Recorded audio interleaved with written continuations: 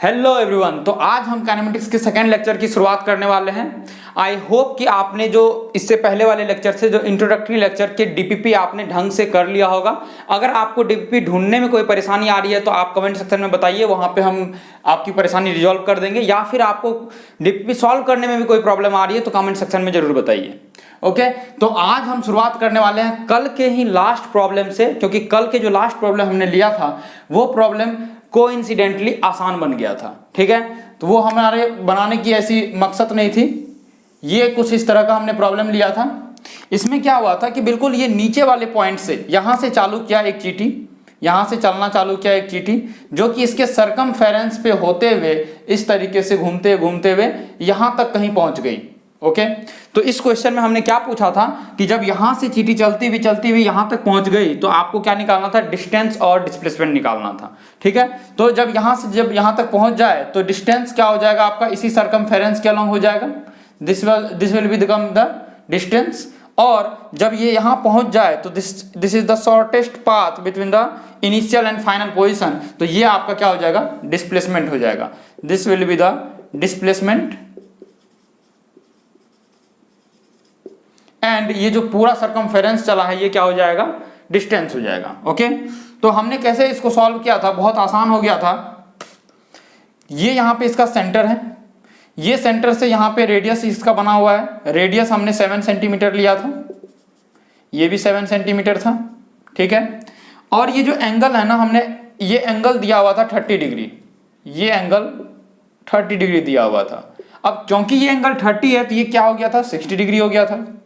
हमें पता है कि ये दोनों रेडियस है 7 सेंटीमीटर रेडियस है और ये दोनों ही इक्वल है। तो ये दोनों अगर इक्वल है तो ट्रायंगल के लॉ के हिसाब से क्या होता है कि अगर दो इक्वल साइड है तो उसके सामने वाले एंगल दोनों क्या होते हैं, इक्वल होते हैं। अब ये खुद 60 डिग्री हो चुका है। अब इसको अगर आप x और इसको भी x मानोगे तो क्या हो जाएगा, x plus x equal to 2x and 2x equal to how much, 60 यहाँ पे है तो इन दोनों को मिला के कितना होगा, 120 है ना, क्योंकि टोटल कितना होता है 180, तो यहाँ 120 बच गया।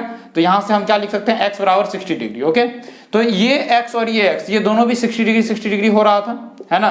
तो ये दोनों 60 डिग्री हो गया और ये भी 60 डिग्री है। इसका मतलब ट्रायंगल हमारा कैसा बन गया, इक्विलैटरल ट्रायंगल।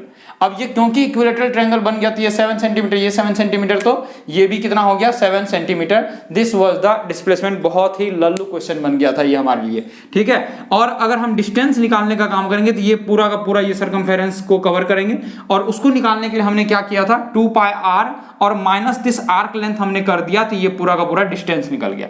बट अगर इस तरह के क्वेश्चन ना हो सकता है कि ये एंगल किसी और तरीके से हो तो आपको प्रॉब्लम आ सकती है। तो उस क्वेश्चन को हम कैसे सॉल्व करेंगे वो समझते हैं एक बार। ये कुछ इस तरह के सर्कल हमने बना लिए। अब इस सर्कल में क्या है कि सपोज यहाँ इसी के बिल्कुल मिड वाले नीचे वाले पोजीशन से यहाँ से हम शुरू कर रहे हैं और सपोज हम यहाँ तक ही जाके रुक गए। ओके अब यहाँ तक गए हैं इस पोजीशन तक। अब हमें निकालना है डिस्टेंस एंड डिस्प्लेसमेंट। इस केस में क्या होगा, this is the centre and this is the radius and this is also the radius. ये रेडियस हो गया। अब ये दोनों रेडियस है, हमारे पास 7 सेंटीमीटर का रेडियस दिया हुआ था, ये हम लिख लेते हैं, ये 7 सेंटीमीटर, ये भी कितना है, 7 सेंटीमीटर। सपोज करते हैं कि ये एंगल थीटा है, अभी हमें एंगल दिया हुआ नहीं है। एक जनरल तरीके से हम आंसर निकाल लेते हैं, उसके बाद थीटा की वैल्यू जो भी रखना हो आप रखो और आराम से उसके आंसर निकाल लो। ठीक है, तो यहाँ पे हमने थीटा रख दिया बस। तो ये इनिशियल से ये फाइनल, तो इनिशियल से जो फाइनल पोजीशन होगा इसके बीच का जो ये शॉर्टेस्ट पाथ होगा, this will be the displacement, this will be displacement. And अगर हम बात करें डिस्टेंस की तो वो क्या हो जाएगा, इसके सर्कुलर पाथ पे जो एक्चुअल पाथ है दैट इज कॉल्ड डिस्टेंस। तो ये आर्क लेंथ जो है आपका, आर्क लेंथ ये क्या हो जाएगा, ये हो जाएगा डिस्टेंस, L से हम डिनोट करते हैं। और आपका जो ये शॉर्टेस्ट पाथ है this will be the displacement. बहुत ही सिंपल है ये भी निकालना। आर्क लेंथ तो आपको पता ही है कि L बराबर क्या होता है, r थीटा, है ना, कल भी हमने यूज किया था। ये आर्क लेंथ निकालने के लिए हमने कल यूज किया था, आपको याद है, L equal to r theta. और थीटा जो है ये हमेशा किस में होता है, theta is in angle is in pi, sorry radian, angle is in radian. Radian के अलावा नहीं लिखना है, जब रेडियन में लिखेंगे तभी हमारे पास जो L की वैल्यू है वो बिल्कुल परफेक्ट आएगी। ओके तो L equal to r theta, यहाँ पे r की वैल्यू हम यहाँ 7 सेंटीमीटर लिख सकते हैं। 7 सेंटीमीटर इंटू थीटा, थीटा जो भी दिया हुआ है यहाँ पे थीटा है तो थीटा इन रेडियन हमें लिख देना है, ठीक है। तो ये जनरल आपका एल हो गया, जनरल मतलब कि आप एंगल भरो यहाँ पे और सिंपल आपका डिस्टेंस आ जाएगा, ठीक है। उसी तरीके से हम डिस्प्लेसमेंट निकालते हैं, डिस्प्लेसमेंट कैसे आएगा, this distance we need to calculate, okay. तो इसको हम कैसे करेंगे, ये देखो सिंपल यहाँ से एक हम क्या करेंगे, यहाँ पे ड्रॉप करेंगे परपेंडिकुलर, परपेंडिकुलर ड्रॉप करते हैं, ये क्या हो जाएगा 90 डिग्री और ये भी क्या हो जाएगा 90 डिग्री, ओके। अब यदि हम परपेंडिकुलर ड्रॉप करेंगे तो ध्यान से देखेंगे ये क्या है 7 सेंटीमीटर, ये भी क्या है 7 सेंटीमीटर, मतलब कि ये जो आपका ट्रायंगल है ये ट्रायंगल आपका कैसा है, आइसोसेलेस ट्रायंगल। अब आइसोसेलेस ट्रायंगल है तो क्या हो जाएगा, ये जो थीटा है ये बिल्कुल थीटा बाई 2 और थीटा बाई 2 में डिवाइड हो जाएगा, this is theta by 2 and theta by 2, angle जो है बिल्कुल आपस में इक्वली डिवाइड हो जाएगा। क्यों, क्योंकि ये दोनों ट्रायंगल जो है ना कॉन्ग्रुएंट है। कैसे है, आप RHS लगा सकते हो, 10th क्लास की मैथमेटिक्स है, RHS क्राइटेरिया लगाओगे आराम से आपको ये कॉन्ग्रुएंट दिख जाएगा, ओके।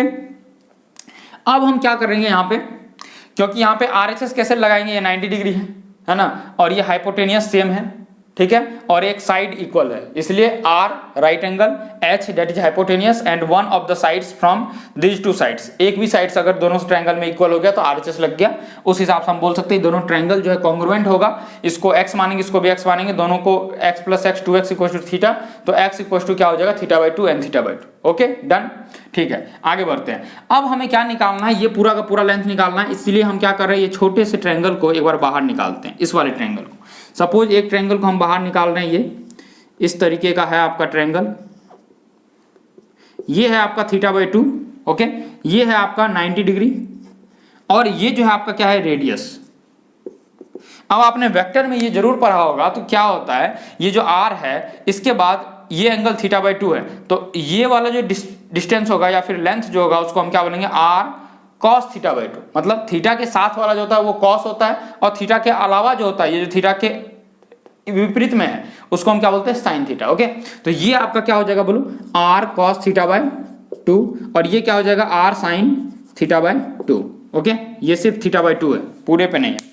तो ये वाला आपका छोटा सा जो पोजीशन है वो हो गया r से sin थीटा बाई 2, तो ये भी क्या हो जाएगा r sin थीटा बाई 2। तो इन दोनों को जब हम ऐड कर देंगे तो फाइनली हमारे पास क्या आ जाएगा 2r sin थीटा बाई 2। तो ये जो पूरा का पूरा डिस्प्लेसमेंट है ये आपके पास क्या आ जाएगा बोलो 2r sin theta by 2, okay.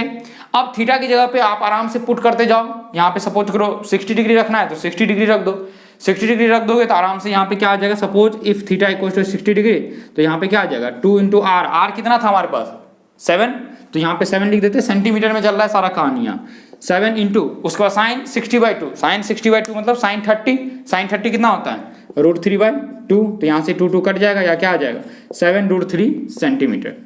Very simple. अगर आपका थीटा जो है वो 60 डिग्री है, अब थीटा इक्वल 30 डिग्री है, पुट करते जाओ आंसर निकालते जाओ, थीटा को यहाँ पे चेंज करो, थीटा को यहाँ पे चेंज करो तो ये डिस्प्लेसमेंट आ जाएगा, यहाँ पे सॉरी यहाँ डिस्प्लेसमेंट आ जाएगा, यहाँ पे डिस्टेंस आ जाएगा, ओके। तो this was the last problem from yesterday's class, है ना। इस प्रॉब्लम के बाद हम आगे सॉल्व करेंगे।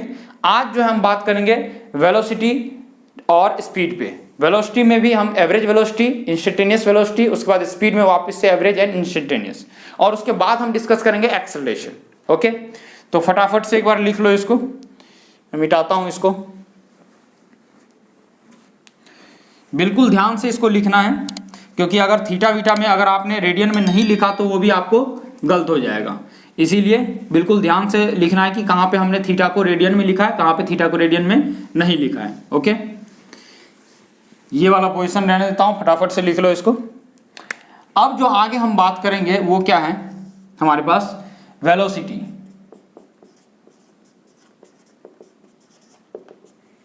अब वेलोसिटी क्या होती है, हमने कल क्या पढ़ा था, एक तो डिस्टेंस और डिस्प्लेसमेंट। तो डिस्प्लेसमेंट के रेट ऑफ चेंज को हम क्या बोलते हैं, वेलोसिटी। किसके, rate of change of displacement. अब हमें पता है कि क्योंकि डिस्प्लेसमेंट जो है वो वेक्टर क्वांटिटी होती है, इसीलिए ये वेलोसिटी भी क्या हो जाएगी, वेक्टर क्वांटिटी। तो इसको हम क्या लिख सकते हैं, this is also vector quantity, okay, vector quantity. इसकी जो एसआई यूनिट होती है वो क्या होती है, एसआई यूनिट, स्टाई यूनिट मतलब स्टैंडर्ड यूनिट क्या होती है, मीटर पर सेकेंड, ओके। और डिस्प्लेसमेंट की एसआई यूनिट क्या होती है, मीटर।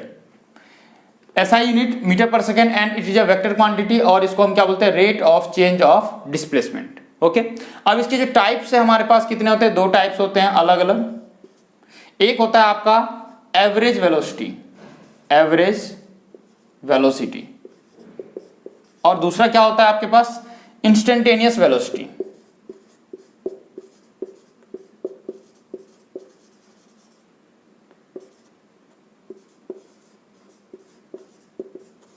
ओके तो ये एवरेज जो वेलोसिटी है इसमें क्या हो जाएगा आपका, डिस्प्लेसमेंट अपॉन टाइम तो होगा लेकिन एक दायरे में, मतलब कि कुछ मैग्नीट्यूड होगा for some interval of time. अगर आपके पास कुछ डिस्प्लेसमेंट हो रहा है तो total displacement upon total time जो है वो आपके पास क्या देगा, एवरेज वेलोसिटी देगा।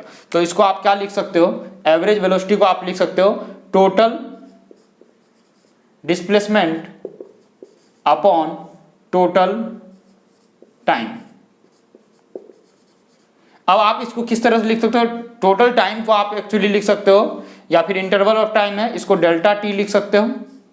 डेल्टा टी का मतलब क्या होता है, टाइम में जो भी चेंजेज आए हैं वो, और टोटल डिस्प्लेसमेंट को आप क्या लिख सकते हो, suppose R final minus are initial. अब ये आर फाइनल और आर इनिशियल क्या है, ये बेसिकली है position vector of final position and position vector of initial position, ठीक है। तो अगर हम फाइनल पोजीशन वेक्टर से इनिशियल पोजीशन वेक्टर को माइनस करते हैं तो हमारे पास टोटल डिस्प्लेसमेंट आ जाता है जो कि एक इंटरवल ऑफ टाइम में हमने ट्रेवल किया है, ओके। तो this is R final minus are initial upon delta T. इसको आप क्या लिख सकते हो, डेल्टा आर भी लिख सकते हो, ठीक है। इसको आप क्या लिख सकते हो, डेल्टा आर, मतलब कि चेंज इन पोजिशन है ना, अपॉन चेंज इन टाइम, ये भी आप लिख सकते हो, ओके।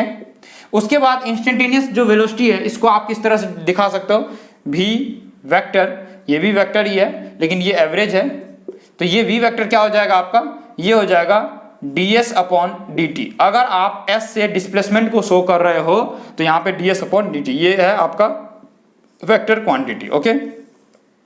ये जो इंस्टेंटेनियस वेलोसिटी है ना, इसका काम हमें पार्टिकल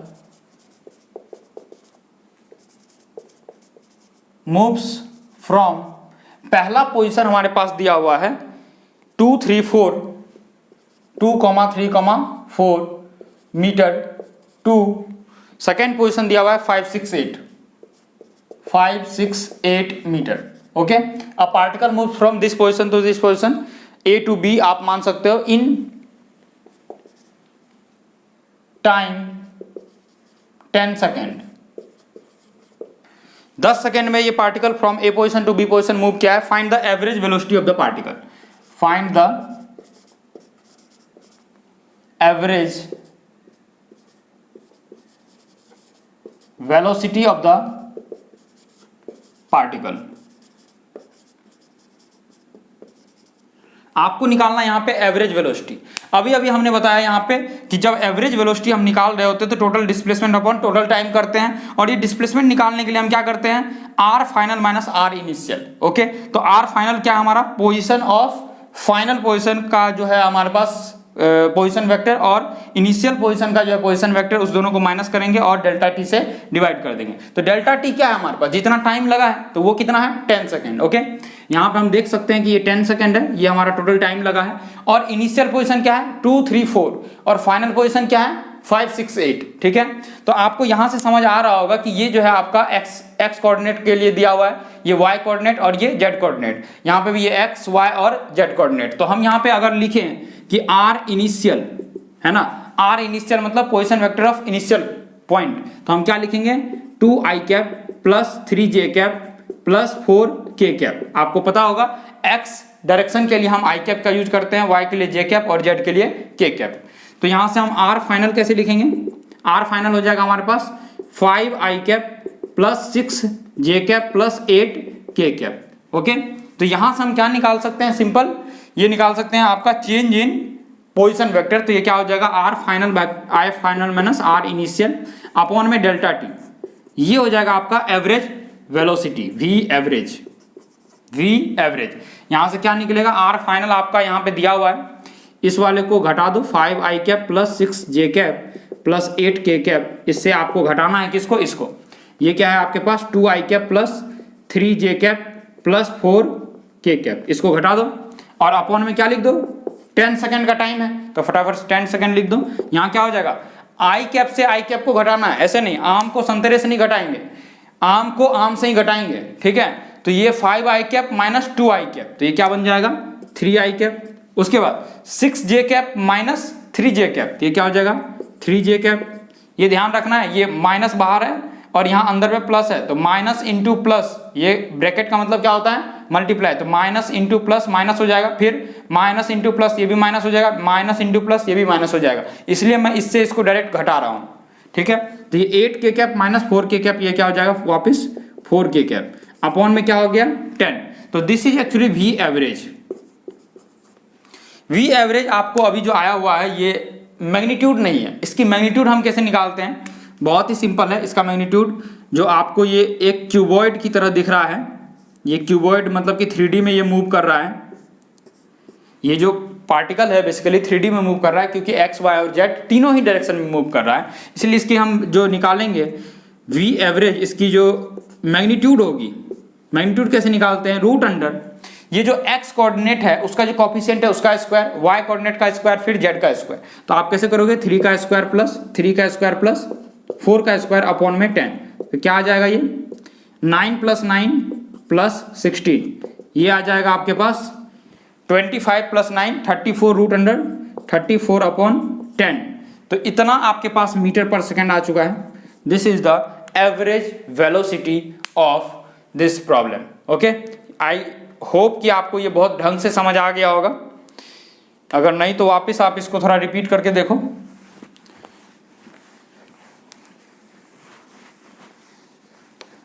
अब इसके बाद हम मूव करेंगे स्पीड पे, और स्पीड जो होता है ये भी आपका इंस्टेंटेनियस एंड एवरेज होता है, दोनों ही तरीके से हम निकाल सकते हैं। अब हम बात करेंगे स्पीड के लिए।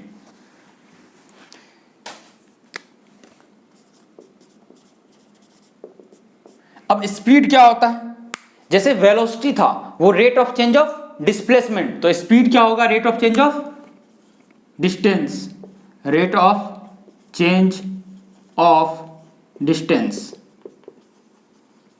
ओके, तो rate of change of distance, अब इसके भी दो टाइप्स है, सिंपल एसआई यूनिट तो वही सेम चीज हो रहा है, इसमें एक्चुअली जो है ये क्योंकि ये स्केलर क्वांटिटी होती है इसमें डायरेक्शन नहीं होता है। एसआई यूनिट तो सिंपल वही है same metre per second. Okay, और ये कैसा क्वांटिटी है scalar quantity, this is scalar quantity. अब इसके बाद क्या है कि इसके भी दो टाइप्स हैं, थ्योरी इसकी ज़्यादा कुछ है नहीं, बहुत सिंपल है इसलिए हम फटाफट कर रहे हैं। ये क्या हो जाएगा एवरेज स्पीड, एवरेज स्पीड, और क्या होगा इंस्टेंटेनियस स्पीड। ये जो इंस्टेंटेनियस स्पीड होता है ना, ये हमने जो देखा अभी अभी इंस्टेंटेनियस वेलोसिटी, उसी का मैग्नीट्यूड होता है इंस्टेंटेनियस स्पीड। ओके, तो हमने जो देखा था अभी अभी ds/dt, और यहाँ पे वेक्टर था, इसका अगर मैग्नीट्यूड लिख दे तो ये आपका इंस्टेंटेनियस स्पीड हो जाएगा। ओके, अब एवरेज स्पीड क्या होता है, एवरेज स्पीड की अगर मैं बात करूं तो ये क्या होता है total distance, total distance upon total time, total time. अब इस पे कुछ क्वेश्चन आते हैं, मैं आपको करवाता हूं क्वेश्चन, कुछ नीट वगैरह में भी क्वेश्चन आया हुआ है, वो क्वेश्चन मैं करवाता हूं। एवरेज स्पीड और इंस्टेंटेनियस स्पीड जो है ना, ये तभी काम आएगी जबकि आपकी स्पीड टाइम के साथ साथ चेंज हो। ओके, क्योंकि अगर टाइम के साथ चेंज होगा ही नहीं तो इंस्टेंटेनियस बोलने का क्या ही मतलब है। सपोज हम बोल रहे हैं कि 2 सेकेंड से लेके 10 सेकेंड तक के लिए आपकी स्पीड कुछ 40 मीटर पर सेकेंड है। ओके, तो बीच में अगर आपको बोले कि 7 सेकेंड पे इसकी स्पीड क्या थी तो आप क्या बोलोगे 40 मीटर पर सेकेंड, कोई दिक्कत ही नहीं है। किसी भी इंस्टेंट पे अगर बोले कि 6th सेकेंड पे क्या होगा या 5th सेकेंड पे क्या होगा या 2 सेकेंड के जस्ट बाद क्या होगा, तो हर पोजीशन पे आप यही बताओगे कि ये 40 मीटर पर सेकेंड था, तो इंस्टेंटेनियस स्पीड की यहाँ पे कोई वैल्यू रहेगी नहीं। ठीक है, जब आपका जो स्पीड है वो टाइम के साथ साथ कंटिन्यूअसली चेंज करता रहे तब हम बात कर सकते हैं कि यहाँ पे इंस्टेंटेनियस स्पीड की कोई ना कोई वैल्यू होगी। ओके, उस समय पे उसका हम कुछ मायने समझेंगे, वरना इसकी कोई वैल्यू है नहीं, क्योंकि हर जगह पे सेम ही चीज आ रही है, तो इसके लिए कोई दिक्कत नहीं है। ओके, तो इसके लिए हम कुछ क्वेश्चन करते हैं।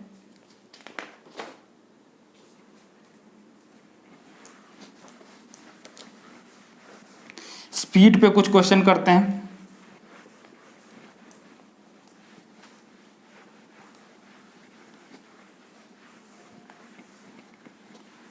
एक पहले सिंपल प्रॉब्लम लेते हैं। सपोज अ बॉय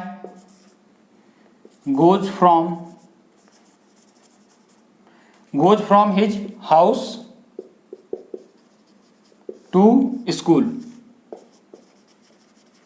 ओके, एक बच्चा है जो कि यहाँ अपने घर से स्कूल की तरफ जाता है और ये सपोज 100 मीटर है। ओके, ये स्कूल जाता है और वापस स्कूल से आ जाता है, क्योंकि स्कूल में सपोज आज छुट्टी पड़ी है और इस बच्चे को पता नहीं है, बट ये हाउस से जो अपने घर से स्कूल की तरफ चला गया। अब क्योंकि इसने पाया कि यहाँ पे स्कूल बंद है तो ये वापस घर आ गया। तो आपको क्या निकालना है? आपको निकालना है average speed and average velocity. Average speed of the boy and average velocity, दोनों आपको निकालना है। निकालो फटाफट। देखो ये 10 सेकंड में हो जाएगा, 10 सेकंड से ज़्यादा कोई टाइम नहीं लगेगा इसमें। एवरेज स्पीड और एवरेज वेलोसिटी। एवरेज वेलोसिटी क्या होता है? Total displacement upon total time. अभी आपको टाइम नहीं दिया हुआ है, सपोज करो यहाँ पे टाइम भी मैं दे देता हूँ। 10 सेकंड लगता है इसको जाने में, बहुत तेज है ये बंदा। 10 सेकंड लगता है जाने में और वापस आने में इसको 5 सेकंड लगता है, क्योंकि आने में तो बहुत खुशी है ना, तो 5 सेकंड में ये वापस आ जाता है और जाने में इसको 10 सेकंड लग रहा है। ठीक है, तो टोटल जो टाइम लग रहा है वो कितना लग रहा है? 15 सेकंड। और यहाँ पे हमारे पास क्या है? Average speed and average velocity. तो हमारे पास पता है कि एवरेज जो वेलोसिटी होता है ये हमें पता है total displacement upon total time. और टोटल डिस्प्लेसमेंट क्या होगा? अगर यहाँ से गया यहाँ, वापस यहाँ से यहीं आ गया, फाइनल एंड इनिशियल पोजीशन तो इसका सेम हो गया। अगर फाइनल इनिशियल पोजीशन सेम हो गया तो आंसर हमारा क्या हो गया? 0। ठीक है, तो ये हमारे पास टोटल डिस्प्लेसमेंट जो है वो कितना हो गया? 0। अपॉन टाइम कुछ भी ले ले, क्या फर्क पड़ता है? 10 + 5 दैट इज 15 सेकंड। तो ओवरऑल क्या होगा? 0 मीटर पर सेकंड। ये आपका वेलोसिटी हो गया, मतलब एवरेज वेलोसिटी हो गया। अब अगर बात करें एवरेज स्पीड पे, तो ये यहां से गया है आपके 100 मीटर, वापिस आया है 100 मीटर, तो 100 + 100 कितना हो गया? 200 मीटर। तो यहाँ पे हम टोटल डिस्टेंस अगर लिखें, जो total distance upon total time, तो ये क्या हो जाएगा आपका? 100 + 100 अपॉन टोटल टाइम कितना है? 15 सेकंड। तो ये हो जाएगा 200 अपॉन 15 सेकंड। तो 5 से 3, 5 से 40, ये हो गया 40/3 मीटर पर सेकेंड।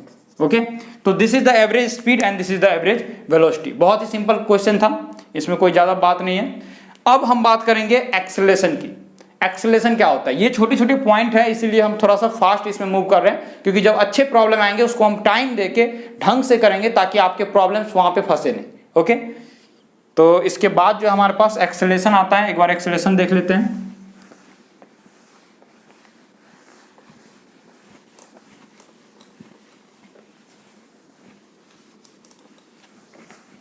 और कल हमने एक प्रॉब्लम लिया था जिसमें कि हमने बोला था कि डायरेक्शन भी निकालना है, फिर मैं भूल गया कि आपको डायरेक्शन बताना भी है, डायरेक्शन मैंने बताया नहीं। आज हम यहाँ पे एक प्रॉब्लम लेंगे एक्सेलरेशन के अंदर और उसमें आपको डायरेक्शन बता देंगे कि डायरेक्शन कैसे निकलेगा।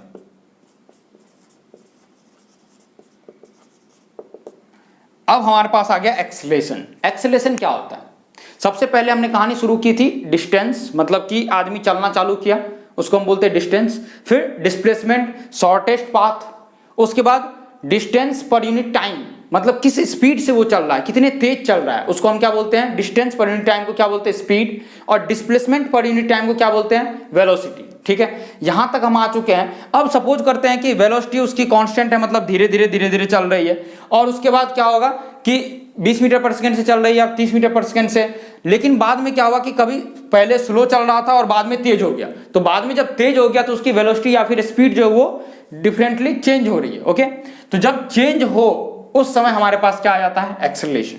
ओके, तो यहां पे हम क्या बोलेंगे? ये जो एक्सेलरेशन है ये आपका क्या है? Rate of change of velocity. ये क्या है हमारे पास? Rate of change of velocity. ये rate of change of speed नहीं होता है, rate of change of velocity, क्योंकि ये जो क्वांटिटी एक्सेलरेशन ये आपका वेक्टर क्वांटिटी होता है। ये क्या है? Vector quantity. इसको हम क्या बोलते हैं? Rate of change of velocity. Okay, and this is the vector quantity. Acceleration को अगर आपको डिनोट करना है, एक्सेलरेशन भी दो टाइप का होगा। पहले तो मैं इसके एसआई यूनिट की बात कर लूँ।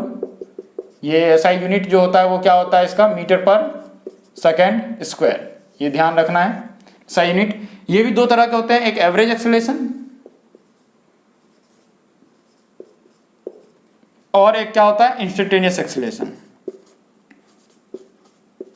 ओके, तो ये जो इंस्टेंटेनियस एक्सेलरेशन होता है ना, ये भी तब हमारे मकसद का है, तब हमारे काम का है जबकि हमारा एक्सेलरेशन भी चेंज होने लग जाए। मतलब किसी t time equal to 2 second पे एक्सेलरेशन आपका कुछ और हो, फिर t इक्वल टू 3 पे कुछ और हो, तब हम बात करेंगे इंस्टेंटेनियस एक्सेलरेशन की। अगर आपका एक्सेलरेशन चेंज ही नहीं हो रहा है for a period of time, for some interval of time, तो आपको इंस्टेंटेनियस एक्सेलरेशन की जरूरत ही नहीं पड़ेगी। ठीक है, तो उसके लिए हमें क्या जरूरत पड़ेगी, एवरेज एक्सेलरेशन की। मतलब पूरे एक इंटरवल ऑफ टाइम में क्या आपका एक्सेलरेशन रहा है। ठीक है, तो एवरेज एक्सेलरेशन की अगर मैं बात करूं, एक्सेलरेशन एवरेज, अगर इसकी मैं बात करूं तो वहां पे हमने क्या लिखा था, वेलोसिटी में क्या लिखा था, r final minus are initial. तो यहां पे हमें क्या लिखना पड़ेगा, v final minus v initial, और दोनों जो है वो क्या है, वेक्टर क्वांटिटी, अपॉन में t final minus t initial, उसको हम क्या बोलेंगे, डेल्टा टी। इसको आप क्या बोल सकते हो, इस पोजीशन को आप क्या बोल सकते हो, delta we upon delta T. ये हो गया आपका चेंज इन वेलोसिटी अपॉन में चेंज इन टाइम। ठीक है, चेंज इन वेलोसिटी अपॉन में चेंज इन टाइम, ये आपको क्या देता है, एवरेज एक्सेलरेशन। और यहाँ पे क्या है, इंस्टेंटेनियस एक्सेलरेशन। आप इसको किस तरह डिनोट कर सकते हो, ए इंस्टेंटेनियस। अगर मैं इसकी बात करूं तो ये क्या हो जाएगा आपका, dv अपॉन dt। ये बेसिकली क्या है, ये डिफरेंशिएशन को शो करता है। मैं इसके क्वेश्चन लूंगा तो मैं आपको बहुत ढंग से बताऊंगा कि ये क्या हो रहा है। ठीक है, फिलहाल के लिए हम इसको समझते हैं, ये v final minus v initial, इसको थोड़ा ढंग से लिख दे।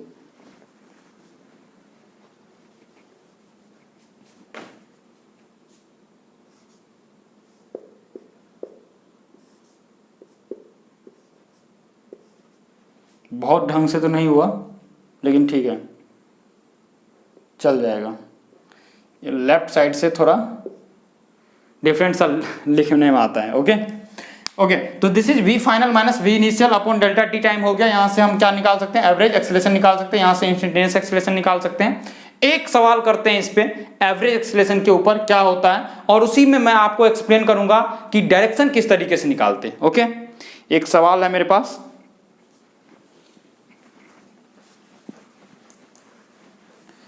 ये पीछे वाली चीजें लिखते जाना फटाफट, टाइम देता हूं उस समय लिखते जाओ। ओके, एक सवाल हमारे पास कि a particle moving in north direction, a particle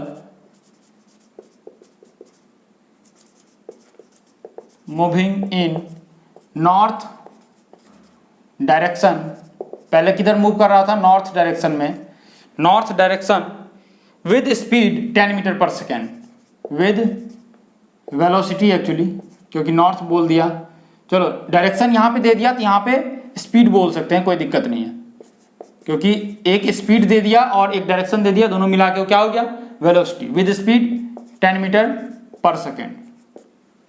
okay, and it takes, इसके बाद क्या बोल रहा है, इट टेक्स, ये टाइम लेता है, it takes 10 millisecond, 10 millisecond to change its direction, to change its direction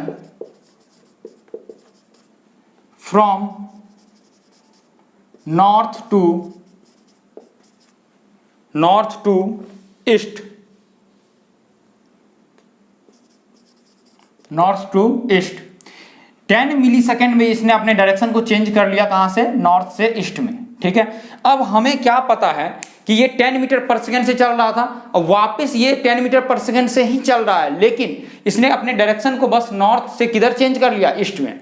अब हमें ये पता है कि जो डिस्प्लेसमेंट, जो वेलोसिटी होता है वो आपकी डायरेक्शन पे भी डिपेंड करता है, क्योंकि वो एक वेक्टर क्वांटिटी है। इसीलिए अगर किसी एक डायरेक्शन में जा रहा है तो उस समय आपकी वेलोसिटी कुछ और है, दूसरे डायरेक्शन में मूव करने लगा तो उस वेलोसिटी को हम पहले वाली वेलोसिटी नहीं बोलेंगे, क्योंकि यहाँ पे जो वेलोसिटी थी उसकी डायरेक्शन कुछ और थी, जब यहाँ से चेंज हो गया तो उसकी डायरेक्शन वापस चेंज हो चुकी है, इसीलिए हम यहाँ पे बोलेंगे इसकी वेलोसिटी चेंज हुई है। और अगर वेलोसिटी चेंज हुई है तो आपके पास एक्सेलरेशन भी पॉसिबल है। ओके, तो सबसे पहले हम यहाँ पे डायरेक्शन निकाल लेते हैं। अब आपको यहाँ पे वही निकालना है कि find the average acceleration, find the average acceleration and direction, दोनों चीज निकालना है आपको। Okay, direction and average acceleration दोनों ही चीज निकालना है।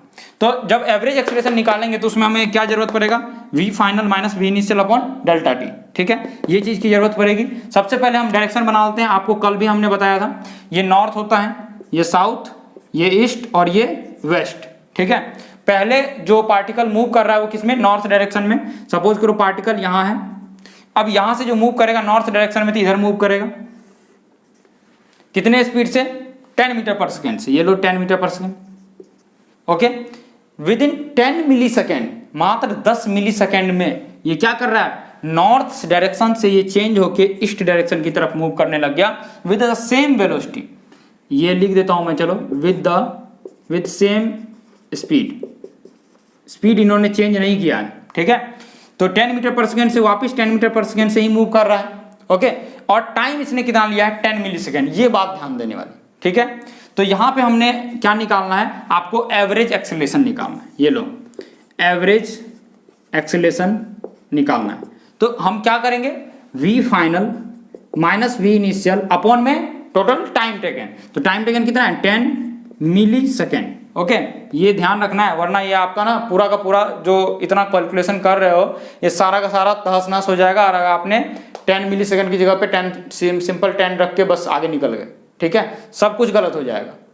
तो यहाँ पे भी फाइनल आपका क्या है, यहाँ ध्यान से देखते हैं। ये आपका जो डायरेक्शन है इसको आप इस तरह लिख सकते हो, ये एक्स एक्सिस है, ये वाई एक्सिस। तो आपको दिख रहा होगा ये जो ऊपर की तरफ जा रहा है तो इसको हम क्या बोल सकते हैं, वाई वाले डायरेक्शन की तरफ, तो इसको हम क्या बोलते हैं, जे कैप। ओके, तो पहला जो ये जा रहा है यहाँ पे इसको आप जे कैप के साथ लिख सकते हो।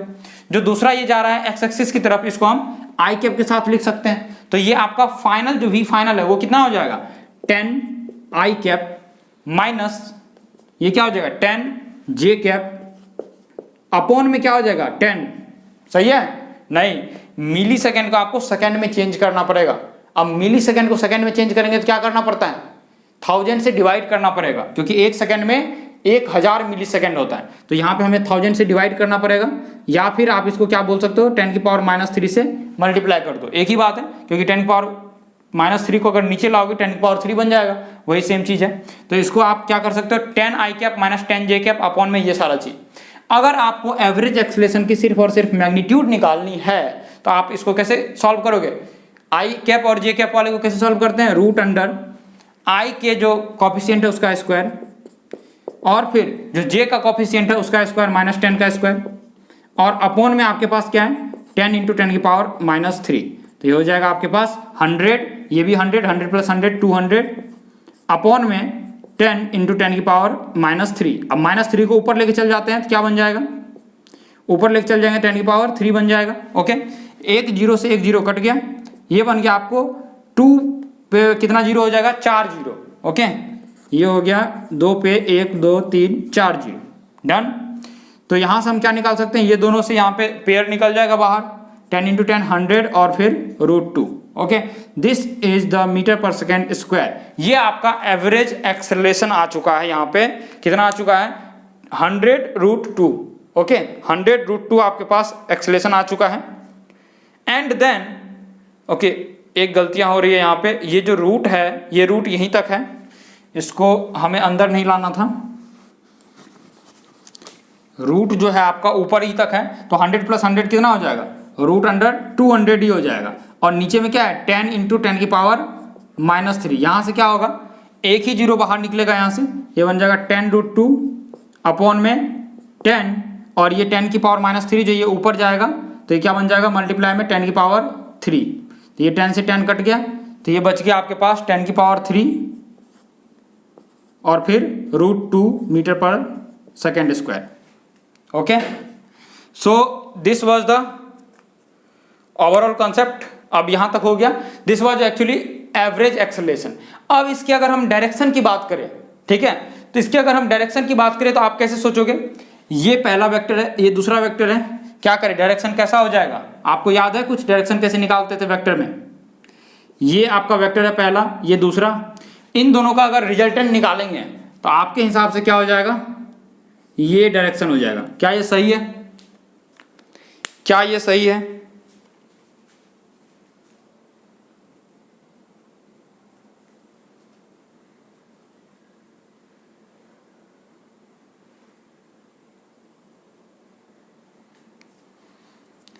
ये जो डायरेक्शन है आपका ये सही नहीं है, ये देखने में लगता है सही है, क्यों? क्योंकि आप जो ये निकाले थे v final minus v initial जो निकाले थे, आपको याद होगा कि ये जब आपने निकाला तो इसके लिए सबसे पहले हमने वी फाइनल लिखा, उसके बाद हमने वी इनिशियल लिखा और वी फाइनल में से वी इनिशियल को घटाया है, ठीक है, ना कि इन दोनों को हमने जोड़ा है। ये तो आपको वी इनिशियल है, ये वी फाइनल, इन दोनों को जोड़ोगे तब रिजल्टेंट ये आएगा। तो this is not that we have been asked in this question, ठीक है, हमें जो पूछा गया है वो हमें क्या पूछा है कि v final minus v initial का डायरेक्शन बताओ आप।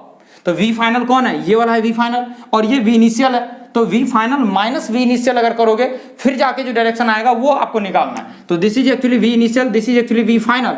तो वी फाइनल को पहले लिखो, ये देखो वी फाइनल है ये, माइनस वी इनिशियल, तो ये वी इनिशियल इधर जा रहा है, तो माइनस अगर करना है तो हमें क्या करना पड़ेगा, इसके साइन को बिल्कुल अपोजिट कर दो। तो इसको जब उल्टा करेंगे तो उल्टा करके कैसा आएगा डायरेक्शन, ये बेसिकली यहां से ऐसे आ जाएगा, देखो ऐसा, ये वी फाइनल है, ये माइनस ऑफ वी इनिशियल है।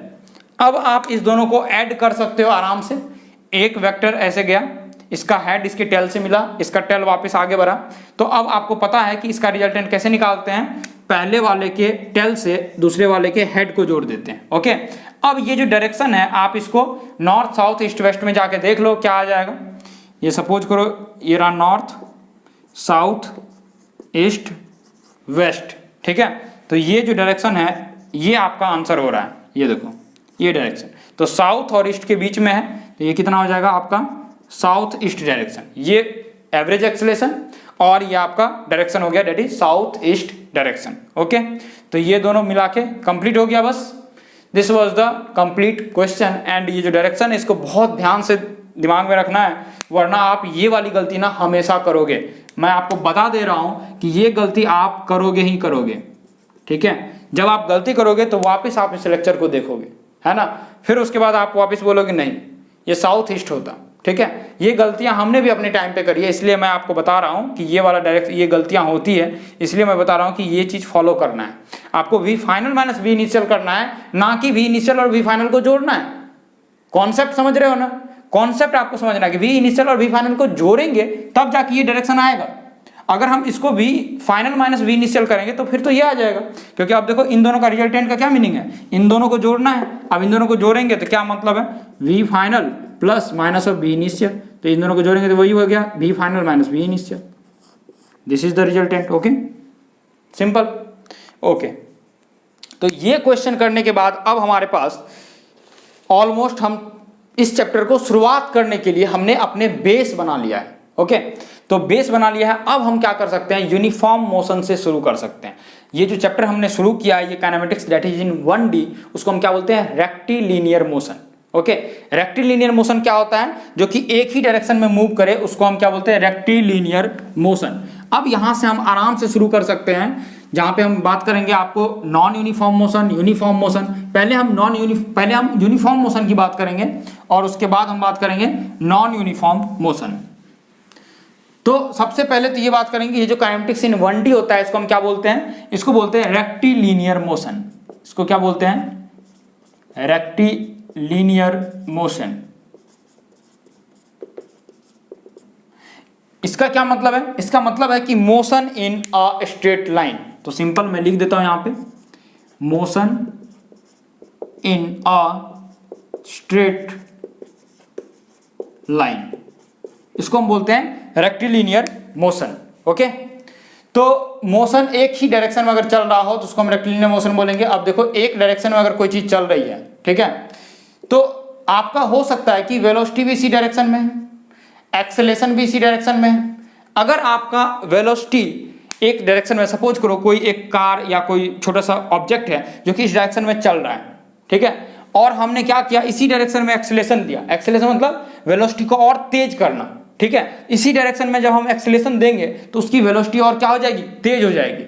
अगर हम ऐसा करते हैं कि कोई एक ऑब्जेक्ट है जो कि इस डायरेक्शन में मूव कर रही है और पीछे से कोई एक फोर्स लगा दे इधर, ठीक है, उस फोर्स से एक्चुअली एक्सेलेरेशन ही आता है इसमें, जो कि हम अगले चैप्टर में पढ़ेंगे। तो बेसिकली हमने क्या किया, इधर की तरफ वेलोसिटी कर रही थी ये डायरेक्शन में, और हमने एक्सेलेरेशन पीछे की तरफ दिया। तो आप इस वेलोसिटी को क्या करने जा रहे हो, इसको रिड्यूस करने जा रहे हो, ठीक है। तो आपको यहाँ पे समझ आना चाहिए कि ये जो वेलोसिटी है और जो एक्सेलेरेशन है, अगर ये दोनों सेम डायरेक्शन में हो, सेम डायरेक्शन मतलब हमने सपोर्ट किया है उसके मोशन को, तो आप क्या बोलोगे इसको बोलोगे व्हेन, दो केस बनता है, when acceleration and velocity are in same direction।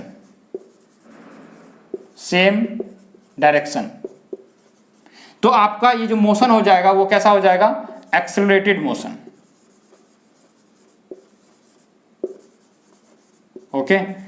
अगर आपका एक्सेलरेशन और वेलोसिटी अपोजिट डायरेक्शन में हो, ये तो पहला केस हो गया, और अगर आपका जो ये एक्सेलरेशन है and velocity are in opposite direction, जिधर चल रहा है उसके अपोजिट में एक्सेलरेशन लग रहा है, अपोजिट डायरेक्शन, तो ऐसे केस में क्या हो जाएगा, आपका मोशन जो है वो रिटार्ड कर जाएगा, मतलब कि वो धीरे धीरे जाके स्टॉप होने लग जाएगा।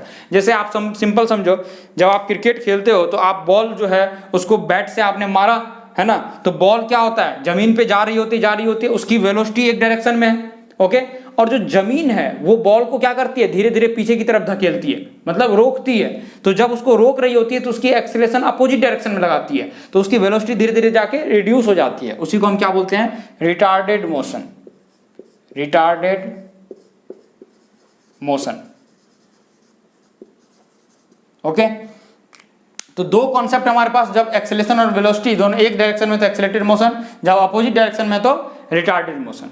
और इसके अलावा किसी एंगल पे है तो हो सकता है कि वो रिटार्ड हो रहा हो या फिर हो सकता है तेज हो रहा हो, वो that will depend upon the theta between A and V, okay. So इसमें हम कुछ क्वेश्चन देखते हैं। यूनिफॉर्म मोशन पे हम क्वेश्चन देखेंगे। पहले यूनिफॉर्म मोशन भी पढ़ना पड़ेगा, रेक्टिलिनियर मोशन तो हमने देख लिया, अब इसमें बात करेंगे uniform motion and non uniform motion. तो पहले हम यूनिफॉर्म मोशन को समझ लेते हैं क्या होता है। यूनिफॉर्म का मीनिंग क्या है, यूनिफॉर्म का मीनिंग है कि आपका वेलोसिटी जो है वो टाइम के साथ चेंज नहीं हो रहा है, ओके। टाइम के साथ वेलोसिटी अगर चेंज ना हो तो उसको हम क्या बोलेंगे, यूनिफॉर्म मोशन, ओके। तो पहले हम यूनिफॉर्म मोशन की बात करते हैं।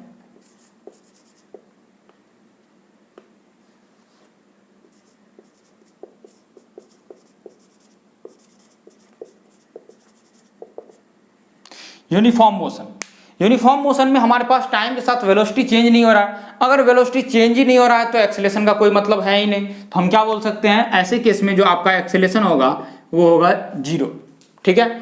और एक्सेलरेशन को हमने क्या लिखा था, याद होगा आपको, dv/dt लिखा था। अब अगर एक्सेलरेशन 0 है मतलब dv/dt 0 है, यस। अब dv/dt का क्या मीनिंग है, rate of change of velocity, है ना। रेट ऑफ d/dt का मीनिंग क्या होता है, डिफरेंशिएशन का मीनिंग यही होता है, rate of change of velocity. अब जब rate of change of velocity 0 है मतलब कि वेलोसिटी किसी भी रेट से चेंज नहीं हो रही है। किस रेट से हो रही है, 0 के रेट से, मतलब चेंज ही नहीं हो रही है, ठीक है। जब चेंज नहीं हो रही है इसका मतलब भी जो पहले था वही भी बाद में भी था, तो आप बोल सकते हो यहाँ पे जो आपका भी है वो क्या है, कांस्टेंट है, ठीक है। और इसी v जो है आपका कांस्टेंट होने के कारण इसको हम क्या बोलते हैं, यूनिफॉर्म मोशन बोलते हैं, ओके। आप v को अगर कांस्टेंट बोल रहे हो तो v को आप क्या लिख सकते हो, ds/dt या फिर dx/dt, जो भी बोलो, ds/dt, इसको आप क्या बोल रहे हो, v, और जो कि आपके पास क्या है, कांस्टेंट, ओके। मान लेते हैं v कांस्टेंट जो है वो आपका v है, सपोज इसकी मैग्नीट्यूड जो है वो क्या है, v है। तो आप इसको किस तरह लिखोगे, ds/dt = v। आप इस dt को कहाँ ले जा सकते हो, इधर आराम से देखो, ds बराबर क्या होगा, v.dt, यस। अब दोनों साइड में इंटीग्रेट कर दो 0 से t टाइम के लिए, ओके। इनिशियल सपोज करते हैं टाइम जो है 0 से शुरू हुआ और t टाइम तक के लिए इसको हम चलाएं, तो ये 0 से t टाइम, और ये जो चला है ये भी 0 डिस्प्लेसमेंट से लेके एस डिस्प्लेसमेंट कहीं तक गया होगा, ठीक है। तो ds का इंटीग्रेशन क्या हो जाएगा, s हो जाएगा, ये सब आपको पता होगा। और यहाँ पे हम लिमिट पुट कर देंगे तो ये हो जाएगा s माइनस 0, ठीक है। कैसे होगा एक बार मैं एक्सप्लेन कर देता हूं। ये क्या हो जाएगा, ये है ds, यहाँ कुछ नहीं है, इसका मतलब क्या है यहाँ 1, ओके। तो यहाँ क्या होता है, यहाँ पे हम लगाते हैं रूल जो होता है x to the power n, x to the power n, इसका इंटीग्रेशन करते हैं डॉट dx। अब ध्यान से ये समझना है कि क्योंकि यहाँ पे dx है तो ये x क्या है, वेरिएबल। यहाँ पे जो रहेगा dx dv dt whatever, तो उसके हिसाब से जो वेरिएबल यहाँ रहेगा वो दोनों, उसको हम क्या बोलते हैं, वेरिएबल। उसके अलावा जो रहेगा, सपोज करो यहाँ dx है, यहाँ पे p है, तो वो कांस्टेंट हो जाएगा, ठीक है। उसको हम इंटीग्रेट नहीं करेंगे, उसको जस्ट बाहर निकाल देंगे। तो ये कहानी है इंटीग्रेशन की। इसका जो इंटीग्रेशन होता है वो क्या होता है, x to the power n plus 1 upon में n प्लस 1, ठीक है। तो यहाँ पे हम बात कर रहे हैं 1 लिखा हुआ है, तो आप इसको क्या लिख सकते हो, s टू द पावर 0 लिख सकते हो। किसी की भी पावर जो 0 होती है वो क्या होती है, 1 होती है। तो इस 1 को आप क्या लिख सकते हो, s टू द पावर 0। इसको थोड़ा एक्सप्लेन कर देता हूँ क्योंकि बाद में आपको दिक्कत ना हो। तो ये हो जाएगा आपको s to the power 0 dot ds, इस तरह हम लिख सकते हैं। इसको एक बार सॉल्व कर देते हैं, उसके बाद यहाँ मिटा देंगे।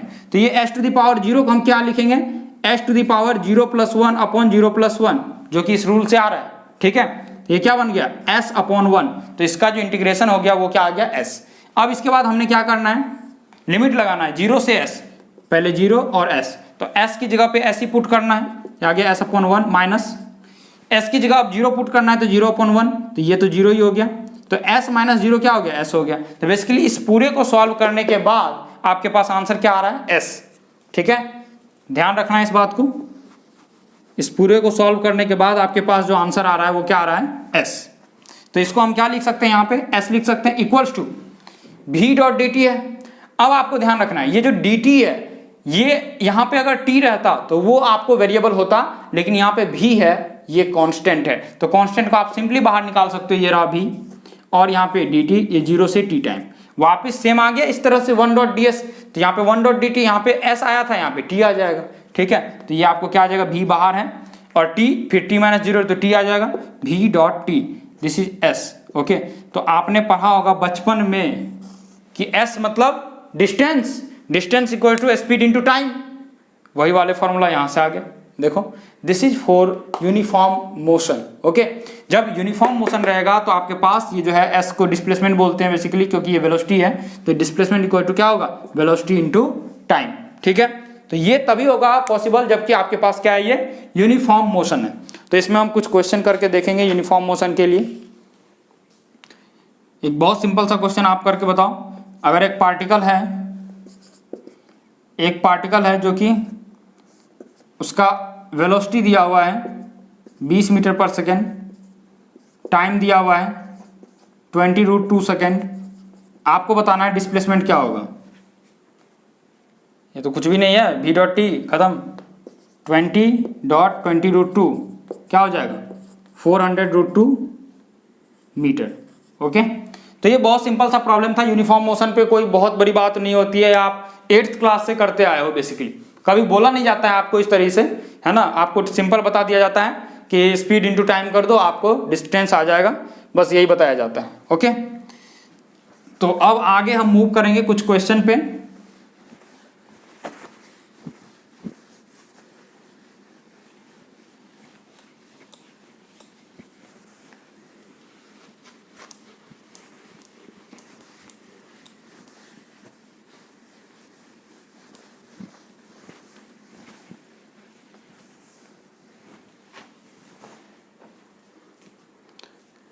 अब क्वेश्चन करना है हमें थोड़ा सा जल्दी जल्दी। सपोज करते हैं कि हमारे पास कोऑर्डिनेट सिस्टम है, ये रहा एक्स एक्सिस, ये रहा वाई एक्सिस, ओके। आपके पास सवाल क्या है, मैं बता रहा हूं सवाल। अ पार्टिकल स्टार्टेड फ्रॉम 20,0, 20,0 कहाँ आएगा, एक्स एक्सिस पे आएगा। ये सपोज करो this is the point 20,0, 20 x axis में आया और वाई में कुछ भी नहीं किया, इसको हम बोल रहे 20,0। यहाँ से स्टार्ट किया और उसके बाद with velocity 20 metre per second, ये जो चल रहा है यहाँ से पार्टिकल, ये इधर की तरफ जो चल रहा है वो 20 मीटर पर सेकेंड से के रफ्तार से चल रहा है, स्पीड से चल रहा है, okay. In positive x direction, ये पॉजिटिव एक्स डायरेक्शन में बोल दिया है, तो पॉजिटिव एक्स डायरेक्शन में चल रहा है। After 10 second of its motion the velocity of particle double while remains in the same direction, मतलब सेम डायरेक्शन में रहता है और 10 सेकेंड बाद ये क्या कर रहा है, आफ्टर 10 सेकेंड ये क्या कर रहा है, अपने वेलोसिटी को डबल कर ले रहा है। ठीक है, पहले 20 मीटर पर सेकेंड से चल रहा है, उसके बाद इसको डबल कर ले रहा है, तो ये क्या हो जाएगा 40 मीटर पर सेकेंड हो जाएगा 10 सेकेंड के बाद ऐसा कर रहा है ना। और ये शुरू जो किया है कहां से, 20,0 से। चलो इसको यहां नीचे बनाते हैं। सपोज करो this is the point, this is 20,0। तो पहले ये चालू किया 20 मीटर पर सेकेंड से और 10 सेकेंड तक चला, है ना। ये कितने सेकेंड तक चला, 10 सेकेंड तक चला। तो 10 सेकेंड में ये कितना आगे गया होगा, सिंपल है, ये एस इक्वल टू क्या होता है, v डॉट टी, है ना। तो v कितना है 20 इंटू 10, ये कितना हो जाएगा 200। तो आपका 20,0 जो है ये एक्स एक्सिस में ही चल रहा है कंटिन्यू, y में कुछ नहीं चलेगा। तो 20 प्लस 200 कितना हो जाएगा 220,0 इस पॉइंट पे आ चुका है आफ्टर 10 सेकेंड। ओके, इसके बाद क्या कर रहा है, 40 मीटर पर सेकेंड से वापस से चालू किया। तो 40 मीटर पर सेकेंड से चला और कितने सेकंड के लिए, वापस 10 सेकंड के लिए। तो 40 मीटर पर सेकेंड से अगर 10 सेकंड के लिए चलेगा तो ये कितना वापस आ जाएगा, s equal to 400 meter. Okay, तो यहां से वापस ये आगे कितना जा रहा है 400 मीटर। तो 400 मीटर इसमें ऐड कर दो, कितना हो जाएगा 620। तो ये आ गया कहां पे 620,0। This is the final position. तो आपको इस तरह के क्वेश्चन पूछे जा सकते हैं, पहले आपको कोऑर्डिनेट के पॉइंट दे दिया जाए, है ना, और उस पॉइंट के अकॉर्डिंग आपको आगे बढ़ाया जाए। तो फाइनल पोजीशन इस क्वेश्चन में पूछा जा रहा था कि फाइनल पोजीशन कोऑर्डिनेट सिस्टम में कहां पे आएगा, तो that is 620,0। This is the answer. अब सपोज करो ये इसी तरीके से चल रहा है ना, 10 सेकंड बाद इसको हमने रिवर्स कर दिया। 10 सेकंड तक ये चला और 10 सेकंड बाद इसको क्या किया, ये स्पीड को सेम रख दिया और इसको रिवर्स कर दिया। ओके, मान लेते हैं इस तरह का कोई क्वेश्चन है कि पहले ये 20,0 पे था, 10 सेकंड चला, तो 10 सेकंड चलेगा तो कहाँ जाएगा 220,0 पे, और इसके बाद इसको रिवर्स कर दिया, है ना। इसके स्पीड को क्या कर दिया, एक्चुअली वेलोसिटी को माइनस बना दे तो, या फिर डायरेक्शन को रिवर्स कर दे, किसी भी तरीके से हम कर सकते हैं। और पहले चल रहा था ये किससे, 20 मीटर पर सेकेंड से। अब इसको स्पीड को जो है डबल कर दिया और फिर रिवर्स कर दिया। तो स्पीड को अगर हम डबल कर देंगे तो क्या हो जाएगा बताओ, 40 metre per second in opposite direction. अब अपोजिट डायरेक्शन में अगर 10 सेकेंड चलेगा तो कितना चलेगा 400 मीटर। तो आपको पहले से पता है कि ये 20 मीटर था, ये 0,0 से, है ना, 20 मीटर था। इसके आगे ये 200 मीटर चला था तो 220 पे पहुंच गया। अब वापस पीछे जो चलेगा 10 सेकेंड के लिए, कितने 10 सेकेंड के लिए, तो ये कितना डिस्टेंस चलेगा, एस इक्वल टू 40 इंटू 10 कितना हो जाएगा 400 मीटर। तो पीछे चल रहा है बेसिकली ये कितना 400 मीटर। तो आपको दिख रहा है ये 0 से लेके ये कितना है 220, तो ये 220 तो पीछे आएगा ही आएगा। और आपको कितना पीछे आएगा, टोटल इसको 400 आना है, 220 आ चुका है, तो 400 से माइनस करके देख लो, 400 माइनस 220 कितना आ जाएगा, ये 180 मीटर, 180 मीटर। मतलब इस ओरिजिन वाले पॉइंट जो है ना, इससे भी 180 मीटर पीछे चला जाएगा। इसकी जो पोजीशन हो जाएगी वो कहीं इधर हो जाएगी, और इसको हम क्या बोलेंगे -180,0। This will be the final position. Okay, तो इस तरह के क्वेश्चन आ सकते हैं, आपको कंफ्यूज ना होना है। कंफ्यूज हो जाओगे ये गलत हो जाएगा, बहुत ध्यान से इस तरह के प्रॉब्लम करना है। ठीक है, अब हम जो है एवरेज स्पीड और एवरेज वेलोसिटी को भी इसी में एक बार जोड़ने का काम करेंगे। सपोज करते हैं इसी तरह का क्वेश्चन है एक हमारे पास,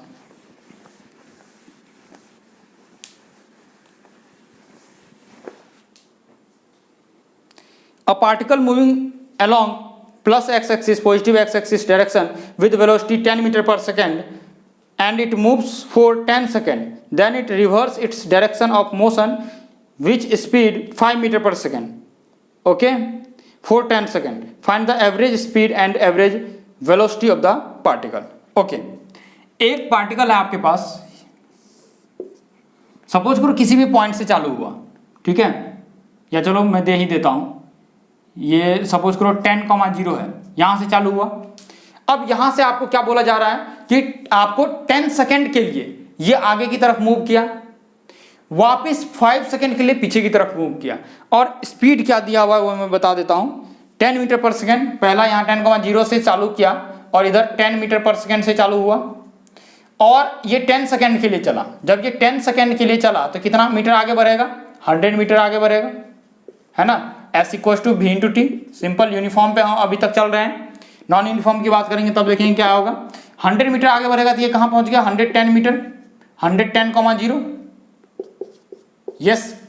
अब यहां से इसने क्या किया, 5 मीटर पर सेकंड से चालू किया और 10 सेकंड के लिए पीछे गया।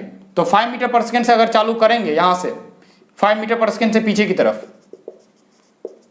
तो क्या हो जाएगा, 10 सेकंड में हम कितना जाएंगे, 50 मीटर, टोटल 50 मीटर ट्रेवल करेंगे। ओके, इस पोजीशन पे हम आ चुके हैं। अब आपको क्या निकालना है, find the average velocity and average speed. Average velocity and average speed कैसे निकालेंगे, सोचो। क्या होता है एवरेज स्पीड और क्या होता है एवरेज वेलोसिटी। एवरेज स्पीड तो सिंपल है, total distance upon total time. ठीक है, टोटल डिस्टेंस कितना ट्रेवल किया, 10 से 110 पे आया, टोटल डिस्टेंस कितना हुआ यहां से यहां तक में 100।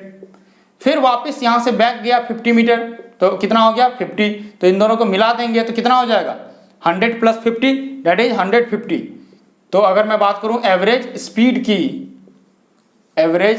की, तो ये क्या हो जाएगा, 100 + 50 अपॉन में टोटल टाइम।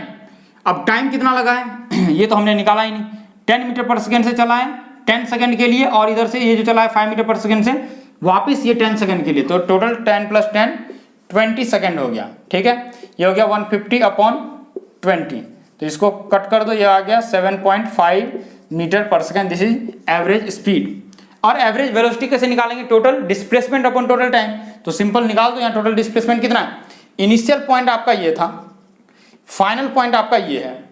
आप सोचो यहाँ से यहाँ आप 100 मीटर आए, यहाँ से बैक आप 50 मीटर गए, तो क्या हो गया 100 - 50, मतलब कि ये जो बचा हुआ है ये भी क्या हो जाएगा, ये 50 हो जाएगा, 50 मीटर। ठीक है, तो आपके पास अगर मैं बात करूं एवरेज वेलोसिटी की, है ना, एवरेज वेलोसिटी की अगर मैं बात करूं तो क्या हो जाएगा, टोटल डिस्प्लेसमेंट कितना है 50 अपॉन में टोटल टाइम कितना है 20। तो इसको बस कटा दो, ये हो जाएगा 2.5 मीटर पर सेकेंड। क्या बात समझ आ रही है, यहां तक क्लियर है। अब लग रहा है कि आज का टाइम कुछ ज़्यादा ना हो जाए, और टाइम बचा है तो हम आगे बढ़ेंगे। नहीं, टाइम ज़्यादा हो चुका है। ठीक है, तो आज हम यहीं तक रखेंगे। अब नेक्स्ट लेक्चर में आपके पास इसके आगे हम बढ़ेंगे, नॉन यूनिफॉर्म मोशन पे भी बात करेंगे। ठीक है, तो आई होप कि आप पिछले वाले डीपीपी सॉल्व किए होंगे। आज की लेक्चर के बाद भी आपको डीपीपी मिल जाएगी, इस डीपीपी को भी आप ढंग से सॉल्व कीजिए। इसमें कोई भी परेशानी आए तो आप वहाँ कमेंट सेक्शन में आप पूछ सकते हैं। नेक्स्ट लेक्चर में आपकी मैं वो कमेंट सेक्शन पढ़ लूँगा। अगर आपके कोई भी प्रॉब्लम होंगे या फिर जेन्युइन प्रॉब्लम लगेंगे हमें, तो वो मैं आपके डीपीपी वगैरह सब कुछ उसमें बता दूंगा। Thank you very much, thank you for watching this video.